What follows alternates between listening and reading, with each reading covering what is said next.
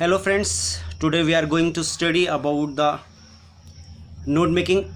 It is a very important part of advanced writing skill. First part of this particular topic we have already done in previous video, and today we are going to understand how can we write a good note making in our competition, in our examination. And it is also very important for all the students or people who are making their notes in their lives, for their memories, and for the things when they have a lot of material, lot of information, but they are not able to keep the whole of information in your mind or somewhere. So for that they can also make the notes. Now we start. तो जैसे कि हमने पिछले video में देख लिया था कि जो नोट मेकिंग है उसमें हम क्या करते हैं कि किसी भी जो इन्फॉर्मेशन होती है, जैसे इसमें आपको दिख रहा होगा कि जो नोट मेकिंग है उसमें हम क्या करते हैं कि किसी भी जो बड़ा सा हिस्सा होता है, इन्फॉर्मेशन होती है, जो बड़ी सी इन्फॉर्मेशन होती है, उस बड़ी इन्फॉर्मेशन को हम क्या करते हैं, कॉन्साइज करते हैं, शॉर्ट करते हैं। और उस जो इन्फॉर्मेशन है उसको शॉर्ट करने का कारण ये होता है कि किसी भी बड़ी इन्फॉर्मेशन को दिमाग में रखना और उसको याद करना काफ़ी मुश्किल होता है। जैसे हमारे पास बुक्स होती हैं, उसमें हमारे चैप्टर होते हैं, तो उतने बड़े चैप्टर को दिमाग में याद रखना और पूरा का पूरा, क्योंकि हमें एग्ज़ाम में पूछा जाता है तो उसको याद रखना काफ़ी मुश्किल होता है। तो ऐसा कौन सा तरीका है जिससे हम उस चैप्टर को भी याद रख सकें और उतनी ज़्यादा जो चैप्टर में वो इन्फॉर्मेशंस हैं उनको कैसे याद किया जाए, तो उसका सबसे अच्छा तरीका क्या है, नोट मेकिंग। और इसीलिए इसको सिलेबस में रखा गया है ताकि जब बच्चे पढ़ाई करें तो उनको उस जो इन्फॉर्मेशन है उनकी सब्जेक्ट से रिलेटेड वो सारी की सारी रटनी ना पड़े और उसको पूरा का पूरा जो चैप्टर वाइज या पेजेस वाइज याद ना करना पड़े। उससे अच्छा तरीका है कि आप वो जब चैप्टर को पढ़ें तो अपने नोट बनाते जाएं, और जब आप नोट बनाते जाएंगे तो वो जो पूरा चैप्टर होगा वो कम शब्दों में, आपके अपने शब्दों में, बिना ग्रामर के यूज़ किए हुए आप उसके नोट बना सकते हैं, पॉइंट वाइज बना सकते हैं। और उससे क्या होगा कि कम जो आपका स्पेस होगा वो इन्फॉर्मेशन लेगी, और जब आप एग्ज़ाम देने जाएंगे तो पूरा चैप्टर उस इन्फॉर्मेशन में कवर हो चुका होगा। ये फ़ायदा होता है नोट मेकिंग का, इसीलिए नोट मेकिंग को यूज़ किया जाता है। और इसमें सबसे इंपॉर्टेंट होता है क्योंकि जब आप किसी नोट बनाएंगे तो आपको याद रखने के लिए कि भाई किस चीज़ का नोट्स है, उसके लिए आपको एक टाइटल देना पड़ता है कि भाई ये जो मेरा नोट है वो इस टाइटल पे है।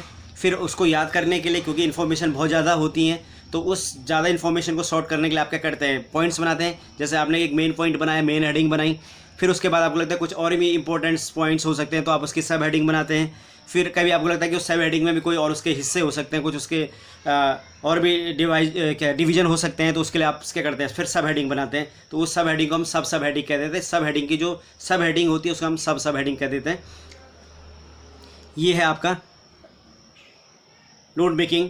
और अंत में हम इसमें लिख देते हैं आपका एब्रीविएशंस, जिसको आप की नोट्स कहते हैं। जो आपके पास क्वेश्चन आता है एग्जामिनेशन में, वो एग्जामिनेशन पॉइंट ऑफ व्यू से देख लेते हैं, क्योंकि हम ये जो नोट मेकिंग पढ़ा रहे हैं आपको, ये पढ़ा रहे हैं बेसिकली 11वीं और 12वीं के लिए, क्योंकि आपके एग्जाम में आता है। और इसमें जैसे मैं एक क्वेश्चन पढ़ रहा हूँ, इसमें क्वेश्चन है, on the basis of your reading of the above passage make notes on it using the heading and sub heading, also you are recognizable abbreviation wherever necessary, minimum 4 supply an appropriate title to it। अब आपको दिख रहा होगा कि इसमें 4 चीज़ों का जिक्र किया और 4 चीज़ों को पूछ रहा है। एक पूछ रहा है हेडिंग को, हेडिंग आपको मेंशन करनी है। एक पूछ रहा है आपको सब हेडिंग, सब हेडिंग आपको मेंशन करनी है। उसका अपने एब्रीविएशन यूज़ करना, शॉर्ट फॉर्म लिखनी है वर्ड्स की, और उसके बाद आपको क्या करना होता है, आपको लिखना होता है उसका एक सूटेबल टाइटल। अब देखिए इसमें जो है वो 4 चीज़ों पर फोकस किया जा रहा है। और इसमें ये जो क्वेश्चन आता है ये आपका आता है 5 नंबर का, ठीक है, और 3 नंबर के इसमें समरी पूछी जाती है। तो 5 नंबर में आपको 4 पॉइंट्स में फोकस करना है। एक तो आप मेन हेडिंग से लिखेंगे, उसके बाद सब हेडिंग से लिखेंगे, उसके बाद आपका क्या है, एब्रीविएशन आएगा और टाइटल आएगा। तो इसका क्रम क्या होगा, सबसे पहले आप क्या लिखेंगे, सबसे पहले लिखते हैं आप टाइटल सबसे ऊपर, उसके बाद लिखते हैं आप मेन हेडिंग, उसके बाद लिखते हैं आप सब हेडिंग, उसके बाद लिखते हैं फिर सब हेडिंग, और अंत में आता है आपका एब्रीविएशन। फिर ध्यान दीजिए सबसे ऊपर लिखेंगे आप क्या, टाइटल, उसके बाद लिखेंगे आप मेन हेडिंग्स, उसके बाद उस मेन हेडिंग्स की सब हेडिंग्स, और फिर सब हेडिंग की भी सब हेडिंग्स, और अंत में आएगा एब्रीविएशन। और एब्रीविएशन को हमेशा बॉक्स के अंदर लिखा जाता है, जो हम पिछले वीडियो में आपको बता चुके हैं।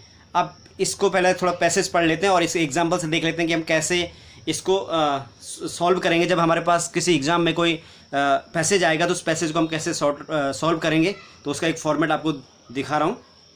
तो पहले मैं उसका एक पैराग्राफ पढ़ लेता हूँ, दूसरा पैराग्राफ को आपको खुद सॉल्व करना है, और उसके बाद आधा मैं उसको सॉल्व करके आपको बताऊंगा, दिखाऊंगा किताब में, और उसके बाद आपको आधे को खुद करने की कोशिश करनी है। तो देखिए सबसे पहले पढ़ लेते हैं, क्योंकि उसमें मैंने आपको पिछले वीडियो में बताया था कि जब भी आप किसी पैसेज को पढ़ते हैं तो आपको उसको अंडरलाइन करते हुए चलना, जैसे इसमें मैंने किया है ऑलरेडी। ठीक है, तो आपको अंडरलाइन करना है। इसका फ़ायदा आपको किस में मिलेगा? ये अंडरलाइन करने का फ़ायदा ये मिलेगा कि आपको इसमें पहले तो टाइटल ढूंढने में हेल्प मिलेगी, दूसरा आपको हेल्प मिलेगी क्या, मेन हेडिंग ढूंढने में, तीसरा हेल्प मिलेगी आपको इसको सब हेडिंग ढूंढने में और सब हेडिंग ढूंढने में। तो जो भी टाइटल है, आपकी हेडिंग्स हैं, मेन हेडिंग्स हैं, आपकी सब हेडिंग्स है या सब हेडिंग्स है, सब इसी में है। और अंडरलाइन जो आपने किए होते हैं उन्हीं से आपको मेन हेडिंग्स, सब हेडिंग्स या सब हेडिंग्स बनानी होती हैं, इसीलिए ये अंडरलाइन करना जरूरी है, जो मैं पिछले वीडियो में आपसे डिस्कस कर रहा था। तो पहले पढ़ लेते, क्योंकि हेडिंग अंडरलाइन करने के लिए आपको उसको क्या करना पड़ेगा, एक बार पढ़ना भी पड़ेगा। और जो मैंने कहा था कि टाइटल हमेशा वो होगा जब आप उसे पूरा पढ़ लेंगे, तो टाइटल आप उसे बनाएंगे जो क्या होगा, उसमें मैक्सिमम जिस बात पे फोकस किया होगा, जो जिस बात पे ज़्यादा सेंट्रलाइज किया गया होगा, जो पूरा का पूरा पैसेज जिस बात पे केंद्रित होगा, वो इसका टाइटल होगा। अब जैसे पहले पढ़ लेते हैं इसको। तो ये क्या कह रहा है, देखिए, the kingdom of book is as vast as the universe, for the there is no corner of it which they have left unexplored. There is no depth of books on any topic, be is as simple as the composition of the sodium nitrate or as intricate as the mechanism of a spacecraft rocking towards Mars. We make use of books for the dissemination of useful ideas, for popularizing the fruits of our research in various fields of knowledge, and for spreading our progressive views on matters which are of vital concern to our fellow beings. In fact, no single product of human labor has been as helpful to the advancement of civilization as books which are written in all languages of the world and which are decoratively placed in the bookshelves in our homes and tastefully displayed in bookstall and libraries. If to kids works of the ancient poets like Homer were realms of gold from which we derive much joy as well as inspiration, to the modern lover of books, the labors of all geniuses, including those of kids, are mines of the inestimable intellectual wealth which he goes on exploring for the sake of his mental and spiritual advancement. तो ये आपका passage है। अब देखिए, इसमें मैंने already क्योंकि underline किया हुआ, तो जैसे अंडरलाइन किया हुआ kingdom of books for the there is no corner of it. अब हमें इसमें क्या छांटना है, हमें छांटना है इसमें टाइटल। तो टाइटल हम तभी निकाल पाएंगे जब हम इस पूरे पैसेज को पढ़ लेंगे, क्योंकि पैसेज थोड़ा ये लंबा है और भी है इसमें नीचे, ये देखेंगे आप, ये दिख रहा होगा आपको। तो पैसेज काफ़ी बड़ा है, यहाँ तक है पैसेज। तो मैंने आपको केवल एक पैराग्राफ दिया सैम्पल के तौर पर, क्योंकि नहीं तो वीडियो बहुत बड़ा हो जाएगा। तो यहाँ तक आपका ये पैसेज है, लेकिन मैंने इसका केवल एक पैराग्राफ लिया ऊपर का पहला वाला, और उससे हम एक सैंपल के तौर पे इसको समझ पाएंगे।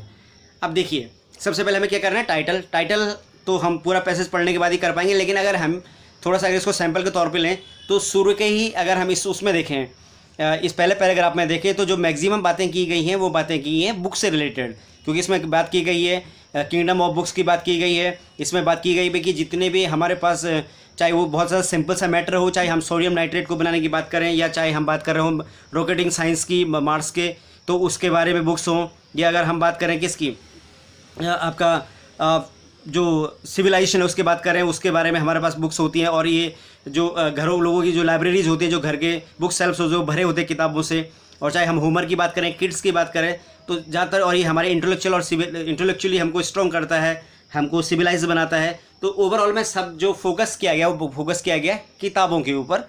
तो शायद इसका जो टॉपिक हो सकता है, जो टाइटल हो सकता है, वो किताबें हो सकती हैं, इसलिए ये लगा सकते हैं। लेकिन हम किससे लगा रहे हैं, ये हमने जब पूरा पढ़ लिया उसके बाद हम ये आइडिया लगा रहे हैं, इसलिए इसका जो टाइटल है वो है किंगडम ऑफ बुक्स।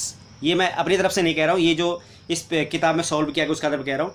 इसको मैं आगे जैसे यहाँ पे दिख रहा होगा आपको ये, तो इसको जो सबसे पहले मैंने क्या लिखेंगे, टाइटल को लिखेंगे, और टाइटल आपको ये दिख रहा होगा, ये आंसर है, जो क्वेश्चन इसका आंसर है title the kingdom of books. तो इसका जो टाइटल निकला वो किंगडम ऑफ बुक्स क्यों निकला, क्योंकि इसमें ज़्यादातर जो बातें की गई थी वो किसकी की गई हैं, किताबों के बारे में बात की गई है, इसलिए इसको टाइटल दे दिया। लेकिन ये हमने टाइटल कहाँ से फाइंड आउट किया, ये टाइटल हमने फाइंड आउट किया पूरे पैसेज को पढ़ने के बाद। जब हमने पूरा पैसेज पढ़ लिया उसके बाद हमने इसको फाइंड आउट किया। उसके बाद आते हैं अब इसके क्या दूसरा जो हिस्सा होता है मेन हेडिंग्स का। मेन हेडिंग्स को कैसे फाइंड आउट करेंगे, तो मेन हेडिंग्स का क्या कहा था आपको कि अंडरलाइन करेंगे हम चीज़ों को। और मैंने कहा था कि हेडिंग जो आपका इसका वो है फॉर्मेट है वो किस तरह से होगा, वो मैंने शायद पिछले उस पर डिस्कस, फिर दिखा देता हूँ एक बार। तो देखिए इसका जो फॉर्मेट होगा, सबसे ऊपर आप क्या लिखेंगे, टाइटल। ये सबसे ऊपर में टाइटल आ जाएगा, जो हमने क्या टाइटल मिला हमें, kingdom of books, kingdom of books. तो ये हमें सबसे ऊपर टाइटल आ गया इसका। अब हम सबसे पहले क्या लिखेंगे, मेन हेडिंग। तो सबसे पहले देखिए मेन हेडिंग का फॉर्मेट क्या, देखिए मेन हेडिंग से लिखेंगे।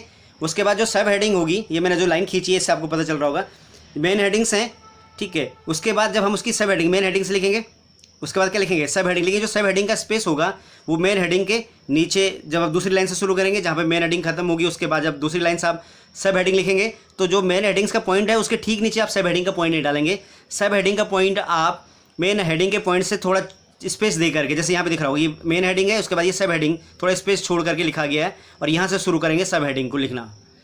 फिर अगर उसी में आपके पास क्या है, उस सब हेडिंग की कोई सब हेडिंग है, तो आप फिर सब हेडिंग के नीचे ही सब हेडिंग का क्या नहीं डालेंगे, सब हेडिंग का पॉइंट नहीं डालेंगे। आप क्या करेंगे, थोड़ा सा फिर स्पेस छोड़ेंगे, और सब हेडिंग के नीचे फिर क्या करेंगे, सब हेडिंग का पॉइंट डालेंगे। जैसे ये दिख रहा होगा आपको, यहाँ पर मैंने फर्स्ट लिखा, एक लिखा, ये 1, ये फर्स्ट आ गया सब हेडिंग, फिर उसके बाद सब हेडिंग है। तो दिख रहा होगा आपको कि मेन हेडिंग के जब हम सब हेडिंग लिख रहे हैं थोड़ा स्पेस छोड़ रहे हैं, तब हम सब हेडिंग डाल रहे हैं, और जब हम सब हेडिंग डाल रहे हैं तो सब हेडिंग से भी हम थोड़ा स्पेस छोड़कर उसके बाद लिख रहे हैं।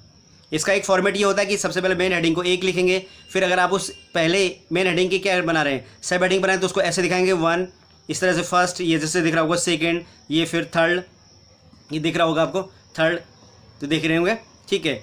तो ये देखो, ये आपको दिख रहा होगा कि मेन हेडिंग आगे, सब हेडिंग आगे, सब हेडिंग के नीचे ही सब हेडिंग आ रही है, ये सब हेडिंग आ रही है, मेन हेडिंग के नीचे मेन हेडिंग आ गई, यहाँ दिख रहा होगा दूसरा पॉइंट पड़ा हुआ है, देखिए दूसरा और तीसरा। तो ये क्या है, मेन हेडिंग के, देखिए आप इनको देख रहे होंगे, 2 को देखिए, ये 1 और ये 2, ये मेन हेडिंग के नीचे, ठीक मेन हेडिंग। सब हेडिंग के नीचे देखिए फर्स्ट, सेकेंड और थर्ड, स्पेस छोड़ा गया देखिए।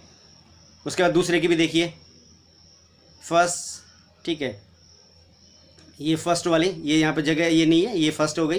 ये तीसरे की देखेंगे आप, ये देखो फर्स्ट और सेकंड, तो ये क्या है, ये देख रहे होंगे मेन हेडिंग के नीचे मेन हेडिंग, सब हेडिंग के नीचे सब हेडिंग। और फिर जब आप बात करेंगे सब हेडिंग की, तो उसके लिए भी आप क्या करेंगे, स्पेस छोड़ेंगे, और स्पेस दिख रहा होगा, सब हेडिंग, यहाँ पे सब हेडिंग डाला। ये सब इसलिए क्योंकि ये जो सब हेडिंग है, सब की सब हेडिंग, तो ए फिर बी। तो देखो एक ये तरीका है, एक से दिखाया हमने मेन हेडिंग को, फर्स्ट से दिखाया आपने रोमन में सब हेडिंग को, और ए से दिखाया आपने सब हेडिंग को। एक तरीका तो इसका ही है। एक तरीका और भी होता है इसको, तो इस फॉर्मेट का वो होता है इस तरह से, ये इसमें आपको दिख रहा होगा मेन हेडिंग को, तरीका तो वही होगा कि स्पेस उतना ही छोड़ना पड़ेगा। ये मेन हेडिंग को एक से दिखाया, सब हेडिंग को 1.1 का मतलब पहले मेन हेडिंग की पहली सब हेडिंग, फिर पहले मेन हेडिंग की दूसरी सब हेडिंग, पहले मेन हेडिंग की तीसरी सब हेडिंग। फिर अगर आप क्या कर रहे हैं, पहले जो सब हेडिंग उसकी भी सब हेडिंग निकाले, तो देखो पहले मेन हेडिंग की पहली सब हेडिंग की पहली सब हेडिंग, पहले मेन हेडिंग की पहली सब हेडिंग की दूसरी सब हेडिंग, पहली मेन हेडिंग की पहली सब हेडिंग की तीसरी सब हेडिंग। तो एक तरीका ये है, ये दूसरा तरीका है इसका। तो इस बुक्स में जो दिया गया है, वो जो पहला तरीका हमने देखा वो है। अब देखिए इसको अब देख लेते हैं। अब ये देख लेते हैं कि इसने कैसे सॉल्व किया है इस क्वेश्चन को, उस हिसाब से हम समझ पाएंगे, और उस हिसाब से हम जो हमने अंडरलाइन किया है उनको भी समझेंगे। अब देखिए, अब जैसे यहाँ पे भी समझा देता हूँ आपको थोड़ा सा। ये जो टाइटल दिया गया है किंगडम, अब देखो जो पहला आपका क्या है, मेन हेडिंग है। उसके बाद देखिए जो उसके मेन हेडिंग के नीचे ही मेन हेडिंग का पॉइंट है। जब हम पहले मेन हेडिंग की सब हेडिंग लिख रहे हैं, देखो ये फर्स्ट, तो स्पेस छोड़ा गया है, इसके ठीक नीचे ये थोड़ा यहाँ से शुरू है स्पेस छोड़कर। अब फिर इसी सब हेडिंग की जब हमने सब हेडिंग यूज़ की, तो क्या कर दिया, फिर यहाँ पे एरिया पे फिर स्पेस छोड़ा, देखिए इतना स्पेस छोड़ा गया है, इतना, ठीक है, यहाँ पर भी इतना स्पेस छोड़ा गया, लिख के इसको ध्यान दीजिएगा। और जो दूसरा तरीका था उसको भी बता देता हूँ आपको। जो दूसरा तरीका था वो क्या था कि भाई ये अगर पहली हेडिंग मेन हेडिंग है, तो अगर हम इसकी क्या करते, दूसरे तरीके से करते तो यहाँ पे क्या लिखते, यहाँ पर लिखते हम क्या, पहले की मेन हेडिंग की पहली सब हेडिंग, ऐसे ही। और ये क्या हो जाता है, पहले मेन हेडिंग की इस पहले सब हेडिंग की पहली सब हेडिंग, इस ए के बदले हम लिखते हैं 1.1.1 ए के, और इस फर्स्ट के बदले लिखते हैं 1.1। तो इस फर्स्ट के 1.1 का मतलब क्या, पहले मेन हेडिंग की पहली सब हेडिंग, इस 1.1 का मतलब क्या, पहले मेन हेडिंग की पहली सब हेडिंग की पहली सब हेडिंग। अब इसमें क्यों नहीं लिखा गया ऐसा, इसमें इसलिए नहीं लिखा गया क्योंकि इसमें तरीका बदला गया, क्योंकि यहाँ पर हम एक ही लिख रहे हैं ना, तो कन्फ्यूजन हो सकता है। यहाँ पे भी एक, यहाँ पे भी एक, यहाँ पे भी एक, सब जगह एक है, तो इसलिए कन्फ्यूजन हो सकता है। इसलिए ये पॉइंट डाले गए हैं कि ये मेन हेडिंग है, ये सब हेडिंग है, तो पहले मेन हेडिंग लिखते हैं फिर सब हेडिंग लिखते हैं। पहले मेन हेडिंग, फिर सब हेडिंग और फिर सब हेडिंग। तो पहले नंबर पे मेन हेडिंग आती है, वो उसका पॉइंट होगा। दूसरा जो नंबर होगा वो नंबर होगा सब हेडिंग का, और तीसरा जो नंबर होगा वो होगा सब हेडिंग का। तो इससे क्या पता चलता है, ये मेन हेडिंग है, ये सब हेडिंग और ये सब हेडिंग है। और यहाँ पर इसको क्यों नहीं दिखाना पड़ रहा है, यहाँ पर इसलिए नहीं दिखाना पड़ रहा क्योंकि यहाँ पे तरीका ही बदल दिया। यहाँ पे एक लिखा गया, यहाँ पे फर्स्ट लिखा गया, तो साफ पता चल रहा है ये इसका फर्स्ट है और ये इसका ए का, मतलब इस फर्स्ट का ये ए है। लेकिन इसका ध्यान दीजिएगा स्पेस का, क्योंकि इसके ही नंबर होते हैं कि जब आप फॉर्मेट को बनाते हैं तो फॉर्मेट के बनाने के तरीके के नंबर होते हैं। जैसे अगर आप इस फॉर्मेट को फॉलो नहीं करेंगे तो आपके नंबर कटेंगे। तो कई बार हम नोट मेकिंग तो पूरा पन्ना लिख देते हैं, लेकिन अगर आप फॉर्मेट को फॉलो नहीं कर रहे हैं तो आपके पक्का नंबर कटेंगे। इसलिए ध्यान दीजिएगा कि जब आप टाइटल लिख रहे हैं तो टाइटल का जो पैटर्न है, कहाँ पे लिखना है, कैसे लिखना है, उसके नंबर होते हैं। जब आप मेन हेडिंग, सब हेडिंग और सब हेडिंग लिख रहे हैं तो कैसे लिखते हैं, उसके भी नंबर होते हैं। उसके बाद आप क्या करते हैं, जो आप एब्रिविएशन लिख रहे हैं उसको कैसे लिखते हैं, बॉक्स के अंदर लिख रहे हैं तो उसके भी आपके नंबर होंगे, और उसको अभी देखेंगे जब हम उसके जिक्र करेंगे। अब देखिए पहला इन्होंने जो लिखा, पहले हेडिंग यूज़ की, वो क्या किए, books are found in every corner of the world. Books are found in every corner of the world. अब ये इन्होंने अपनी तरफ से नहीं लिखा, ये यहीं से लिया, लेकिन इसमें क्या कर सकते हैं, अपने शब्दों में लिख सकते हैं, क्योंकि यहाँ पर आपको छूट होती है कि आप ग्रामर का यूज़ नहीं करेंगे। आपको पंक्चुएशन, सॉरी, आप ग्रामर में मतलब प्रीपोजिशन का, कंजक्शन का, आर्टिकल्स का और डिटरमाइनर का यूज़ नहीं करते हैं। इससे उससे बच सकते हैं आप इसको यूज़ करते समय। इसलिए आप 2-3 आइडियाज़ को एक साथ भी जोड़ सकते हैं। अब देखो इसने लिखा books are found in every corner of the world. अब जरूरी नहीं कि ये हम ऐसे उतारे, होना पैसे से चाहिए, लेकिन अपने शब्दों में। देखो अब इसको, इस बात को इन्होंने कैसे लिखा, पढ़ते हैं। For there is no corner of it which they have left unexplored. अब देखिए इसको थोड़ा ध्यान से देखिए, for there is no corner of it which have left unexplored. अब अनएक्सप्लोर्ड का मतलब क्या होता है, बिना खोजे, मतलब प्रत्येक जगह। तो इस पर अनएक्सप्लोर्ड जगह क्या लिख दिया इन्होंने, books are found every corner in the world.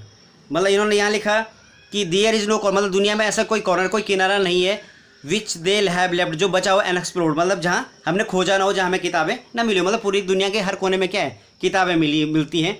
तो इसी बात को इन्होंने क्या लिखा, इन्होंने लिखा देखो क्या, books are found in every corner of the world. ये पहला इसका मेन पॉइंट हो गया। अब इसका इन्होंने क्या बनाया, पहला सब हेडिंग बनाया। ये पहली क्या, ये क्या है, ये है मेन हेडिंग, ये आपकी क्या है, मेन हेडिंग है। यहाँ देखिए ये आपकी क्या है, ये वाली मेन हेडिंग हो गई। अब ये आपकी क्या है, सब हेडिंग है। ये क्या है आपकी, सब हेडिंग है। और ये जो तीसरी है, ये क्या है आपकी, सब हेडिंग है। सब हेडिंग, अगर नहीं दिख रहा तो ये देख लीजिए।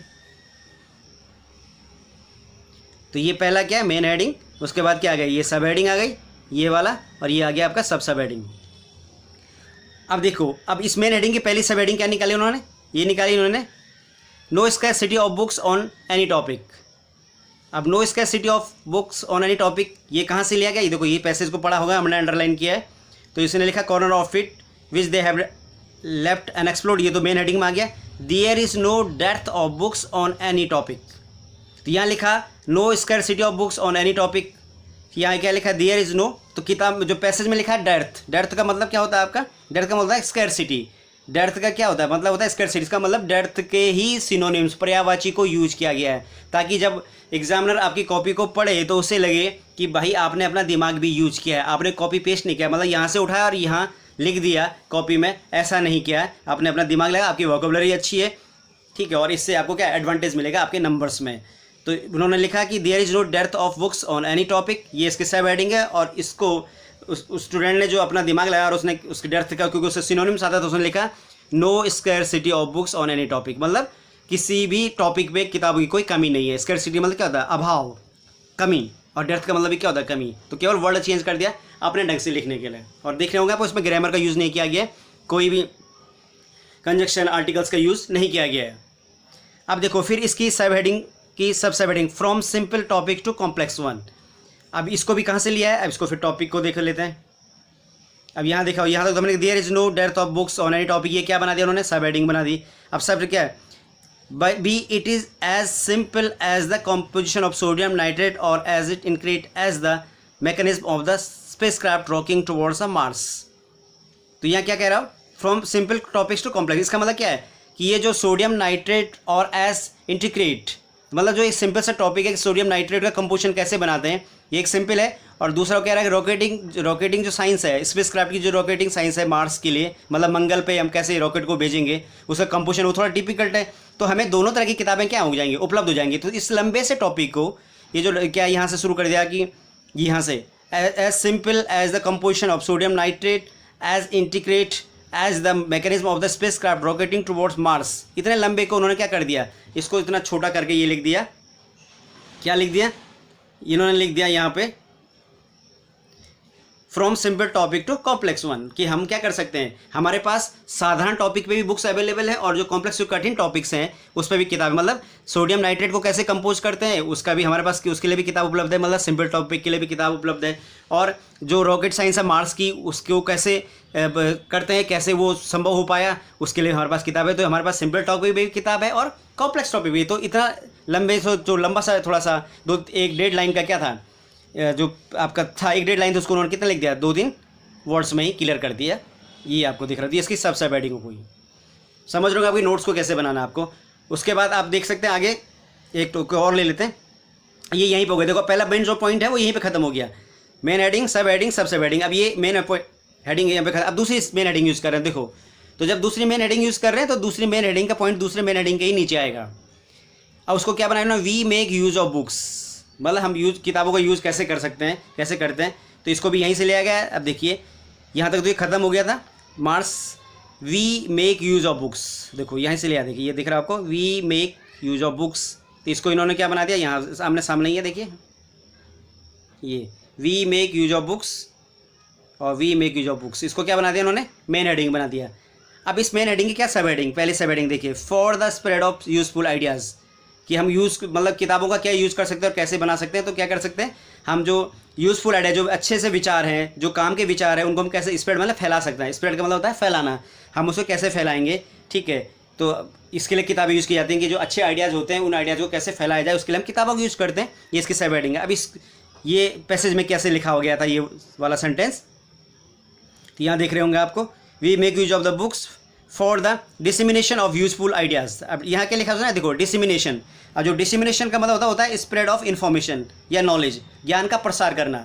तो देखो डिसमिनेशन में होता है ज्ञान का प्रसार करना और स्प्रेड में भी होता है फैलाना। तो इसका मतलब वो क्या कह रहा है, for the dissemination of useful ideas, मतलब जो हमारे काम के विचार हैं उनके विचारों को, उन ज्ञान के विचारों को क्या करना, फैलाना, उनका प्रसार करना। और अगर यहाँ पे देखें तो इसका मतलब भी यही है। इसका मतलब क्या है, देखिए for the spread of useful, अच्छे विचारों का प्रसार। देखो एक ही बात है ना, लेकिन यहाँ पे थोड़ा उसने डिसमिनेशन वर्ड यूज़ किया गया कि पैसेज में, और जो जब छात्र ने, स्टूडेंट ने उसको सॉल्व किया तो उसने क्या लिखा, डिसमिनेशन जगह स्प्रेड लिखा। मतलब कि मेरे को इसका सिनोनिम्स आता है, इसका ये दिखाना चाह रहा हूँ अपने एग्जामिनर को कि भाई मैं इसके सिनोनिम्स को जानता हूँ, मतलब मैंने पढ़ा है इसको ढंग से, मैं इंग्लिश का अच्छा नॉलेज रखता हूँ, इसका उसको एडवांटेज मिलेगा नंबर्स में। अब देखिए फिर उसने देखो दूसरी सब हेडिंग क्या यूज़ करी, दूसरी सब हेडिंग यूज करी, ये देखिए for popularising the results of our research. मतलब बुक्स का जरूरत हमें कब पड़ती है, कि जो किताबें होती हैं वो क्या करती हैं, हमारे जो रिसर्च, जो हमारे अनुसंधान होते हैं, शोध होते हैं, उसके जो परिणाम होते हैं उसको क्या करता है, पॉपुलराइज करता है, मतलब उसको फेमस करता है, विख्यात करता है। तो हमारे शोध के जो परिणाम होते हैं को विख्यात करने का काम करती हैं किताबें, ठीक है। ये भी इस पैसेज से है, देखो पैसेज यहाँ तक तो हम ये डिसमिनेशन यूजफुल आइडियाज ये हमने कर दिया था पिछली सब हेडिंग में, for popularising the fruits of our research in various field of knowledge. मतलब जो हम क्या करता है, वही फिर विख्यात करता है, प्रसिद्धि दिलाता है, पॉपुलराइज करता है। फ्रूट्स मतलब जो फल है, फल का मतलब जो रिजल्ट आए, फ्रूट्स का मतलब रिजल्ट आए, मतलब जो परिणाम आए ऑफ आवर रिसर्च, जो हमारे रिसर्च के शोध के परिणाम आए, उसके परिणाम को क्या करता है, पॉपुलराइज करता है। इस बात को उन्होंने इस ढंग से लिखा, ठीक है, दिख रहा होगा आपको, ये लिखा है for popularising the fruits of our research. तो इसको लिखा उन्होंने for popularising the result of research, ठीक है। और लास्ट देखो ये फिर तीसरा मेन पॉइंट जो सब हेडिंग है, for spreading our progressive view. मतलब जो हमारे प्रोग्रेसिव, जो हमारे उत्थान करने वाले, अच्छे जो आगे बढ़ाने वाले जो विचार होते हैं, किसी चीज़ को आगे बढ़ाने वाले, उन व्यूज़ को क्या करता है, ये फैलाता है। कौन, किताबें फैलाती हैं। किताबें इसलिए काम आती है कि हमारे जो अच्छे, जो भविष्य के प्रति जो अच्छी सोच होती है, जो अच्छे हमारे विचार होते हैं, उसको क्या करता है, फैलाता है। तो ये भी देखो यहाँ से, यहाँ इसके लिए क्या था, यहाँ तक तो फ्रूट्स ऑफ आवर रिसर्च हो गया, in various fields of knowledge ये तो हो गया, and for spreading our progressive views. देखो आ गया, यहाँ लिखा उसने for spreading our progressive views, और यहाँ लिखा स्प्रेडिंग आवर प्रोग्रेसिव व्यूज़। तो ये जो हम देखो तो जो अंडरलाइन की गई ये लाइन, देखो यही लाइनों को किस में यूज़ किया गया, हेडिंग में, सब हेडिंग में और सबसे, जैसे ऑफ वाइटल। अब देखिए जैसे अब यहाँ यहीं से ले लेते हैं, स्प्रेडिंग आवर प्रोग्रेसिव व्यूज़ हो गया, on which matters which are of vital concern to our fellow beings, vital concern to our fellow beings. अब इसको इन्होंने क्या बना दिया, यहाँ पे मेन हेडिंग के बजाय, सब हेडिंग के बजाय क्या बना दिया, सब हेडिंग है। देखिए vital concern to our fellow beings, तो इसको क्या बना दिया इन्होंने, उसका सब हेडिंग बना दिया। वाइटल कंसर्न का मतलब क्या होता है, गहरी चिंता दिखाता है। तो जो वाइटल कंसर्न मतलब बहुत सीरियस जो उनका कंसर्न होता है कि मतलब ये बहुत ज़्यादा इंपॉर्टेंट चीज़ें होती है। Vital concern to our fellow beings मतलब जो हमारे और सारी रिलेटेड चीज़ें हैं उसके प्रति गहरी सोच दिखाता है। तो ये आपने देख लिया होगा कि कैसे पैसेज से आप क्या करते हैं, अपनी मेन हेडिंग्स को, सब हेडिंग को, टाइटल को ढूंढते हैं। अब इसके बाद का पैसेज आपको खुद करना है, और अंत में मैं जो बताने जा रहा हूँ आपको वो बताने जा रहा हूँ कि लास्ट में जो यूज़ करेंगे वो करेंगे हम क्या, कीवर्ड्स। ये देखिए होंगे आप, कीवर्ड्स हैं, और कीवर्ड्स ये हैं आपके सामने। ये 3 तरह से यूज़ किए जाते हैं कीवर्ड्स, जो मैंने शायद पिछले वीडियो में बताया था, अभी भी बता देता हूँ। कीवर्ड्स मतलब शॉर्ट फॉर्म, एब्रीविएशन को आप कहते हैं। एब्रीविएशन का मतलब होता है किसी चीज़ को शॉर्ट कर, किसी वर्ड को शॉर्ट कर देना। नोड का मतलब होता है पैसेज को शॉर्ट करना, छोटा कर देना, आपने कम शब्दों में लिख देना, अपने शब्दों में लिख देना। और एब्रीविएशन का मतलब होता है वर्ड को छोटा कर देना। जैसे यहाँ पे दिख रहा होगा आपको, इसको 3 तरह, एक होता है आपका एक्रोनिम्स, दूसरा होता है आपका, एक और होता है आपका, वो होता है देखिए कॉन्ट्रैक्शन, यहाँ पे दिख रहा होगा आपको ये कॉन्ट्रैक्शन, और तीसरा होता है शॉर्ट फॉर्म। तो एब्रीविएशन को 3 तरीके से यूज़ कर सकते हैं, शॉर्ट फॉर्म के तौर पे, कॉन्ट्रैक्शन के तौर पे, ये दिख रहा होगा आपको कॉन्ट्रैक्शन, और तीसरा होता है आपका ये एक्रोनिम्स। अब एक्रोनिम्स को समझ लेते हैं पहले। एक्रोनिम्स में होता क्या है कि आप क्या करते हैं, जो वर्ड होता है उसके जो, अगर 2 वर्ड हैं तो उसके जो पहले वर्ड का पहला जो अक्षर होता है कैपिटल, उसको कैपिटल लिख देते हैं आगे से, फिर दूसरे वर्ड का पहला जो अक्षर होता है उसको कैपिटल लिख देते हैं। तो ये एब्रीविएशन, उसको एक्रोनिम्स बोलते हैं कि प्रत्येक वर्ड के पहले अक्षर को कैपिटल में लिख देना, और उससे उसकी शॉर्ट फॉर्म है। जैसे चीफ का सी आ गया और मिनिस्टर का एम आ गया, तो CM हो गया कैपिटल में, चीफ मिनिस्टर, तो ये इसका एब्रीविएशन हो गया, इसको एक्रोनिम्स कहेंगे। जैसे PM प्राइम मिनिस्टर, प्राइम का P और मिनिस्टर का M, जो प्राइम मिनिस्टर। ये जैसे यूनाइटेड नेशन का U का N, सॉरी U का U, N का N, तो UN आ गया यूनाइटेड नेशंस। जैसे WHO, W वर्ड का, हेल्थ का H और ऑर्गेनाइजेशन का O, इसको एक्रोनिम्स कहेंगे। दूसरा तरीका होता है कॉन्ट्रैक्शन। कॉन्ट्रैक्शन में आप क्या करते हैं, taking first few letters of the word, जो वर्ड होता है उसके पहले कुछ अक्षर ले लेते हैं। जैसे कैप्टन, CAPT ले लिया, कैप्टन फुल स्टॉप, ये इसको कॉन्ट्रैक्ट करने मतलब उसका पहले कुछ अक्षर ले लेते हैं। जैसे कर्नल, कॉलोनल जिसको पढ़ते हैं, COL शुरू के 3 अक्षर ले लिए, फुल स्टॉप। उसके बाद ऑनररी, ऑनररी तो देखिए HON ले लिया, HON फुल स्टॉप, ये इसका एब्रीविएशन हो गया, जिसको कॉन्ट्रैक्शन कहेंगे। Signature SIG full stop. इनमें हम क्या लगाएंगे, जब भी हम किसी भी वर्ड के कुछ शुरुआती अक्षर लेते हैं तो उसके बाद हम क्या लगा देते हैं, फुल स्टॉप लगा देते हैं, ठीक है। लेकिन एक और फॉर्म होती है शॉर्ट फॉर्म, इसमें हम क्या करते हैं, शुरुआती अक्षर नहीं लेते, पहले के शुरू के कुछ अक्षर और लास्ट के अक्षर लेते हैं। जैसे देखिए डॉक्टर में डॉक्टर का D और R, ठीक है। डिपार्टमेंट का DEP और T लास्ट का आना जरूरी है। जैसे गवर्नमेंट, तो गवर्नमेंट का दिख रहा होगा आपको GOB शुरू का, T लास्ट का, GOT। जैसे लिमिटेड शुरू का L, फिर T और फिर अंत का D। तो इसमें क्या करते हैं, शुरुआती कुछ शब्द लेते हैं उस वर्ड के, और लास्ट का अक्षर भी ले लेते हैं, लेटर भी ले लेते हैं, और उससे उसका क्या बना देते हैं, शॉर्ट फॉर्म बना देते हैं। लेकिन इनके बाद क्या नहीं लगाते, फुल स्टॉप नहीं लगाते हैं। ये इसको क्या देते हैं, एब्रीविएशन। और यहाँ पे भी ये यूज़ किया गया है एब्रीविएशन। जैसे ये दिख रहा होगा आपको लाइब्रेरीज, तो लाइब्रेरीज का LIBRS लिख दिया, एपोस्ट्रोफी S लगा दिया, ठीक है। ये क्या कर दिया, ये क्या है, उसका शॉर्ट फॉर्म हो गई, शुरू के अंत के अक्षर ले लिए। उसके बाद इंस्पिरेशन का INSP, लास्ट का N ले लिया। लैंग्वेज का LANG ले लिया, ठीक है। इसको क्या कहेंगे, इसको कहेंगे आप कॉन्ट्रैक्शन, क्योंकि इसमें क्या क्या शुरू के ले लिए। इसको क्या कहेंगे, शॉर्ट फॉर्म, क्योंकि इसमें शुरू का भी ले रखे हैं और लास्ट के भी ले रखे हैं। और इसमें क्या LANG शुरू का ही ले लिया, इसको क्या कहेंगे आप, इसको कहेंगे शॉर्ट फॉर्म, ठीक है। इसको लिटरेसी, देखो CY पीछे का, LIT शुरू का, इसको भी क्या कहेंगे, शॉर्ट फॉर्म। MS मैनस्क्रिप्ट्स, ठीक है। ये अब ये क्या है, परसेंट, इसको कहते थे आप सिंबल्स, सिंबल का यूज़ भी किया गया, और सिंबल भी इंपॉर्टेंट होते हैं। पर ध्यान दीजिए जो सिंबल होंगे वो यूनिवर्सल होने चाहिए। सिंबल्स का यूज़ क्यों करते हैं, यूनिवर्सल सिंबल्स होते हैं, मतलब ऐसे सिंबल जो सबको पता हो, जो सार्वभौमिक रूप से यूज़ किया जाए। जैसे ये देयरफॉर है, ये सिंबल है, ये बिकॉज है, एंड है, परसेंट है। जैसे देखो यहाँ पे परसेंट है ये, तो इन्होंने ये सिंबल को यहाँ पे यूज़ कर दिया। देखिए ये परसेंट, ये तो ये सिंबल भी यूज़ किए गए हैं, और इस तरह से इनको भी यूज़ करते हैं। और इसके बाद इसको क्या करते हैं, एक बॉक्स के अंदर रख देते हैं और इसको फिर आप इस तरह से लास्ट में प्रेजेंट कर देते हैं, और यहाँ से आपका नोट मेकिंग ख़त्म होती है इस तरह से। शायद आपको समझ में आ गया होगा। Thank you very much.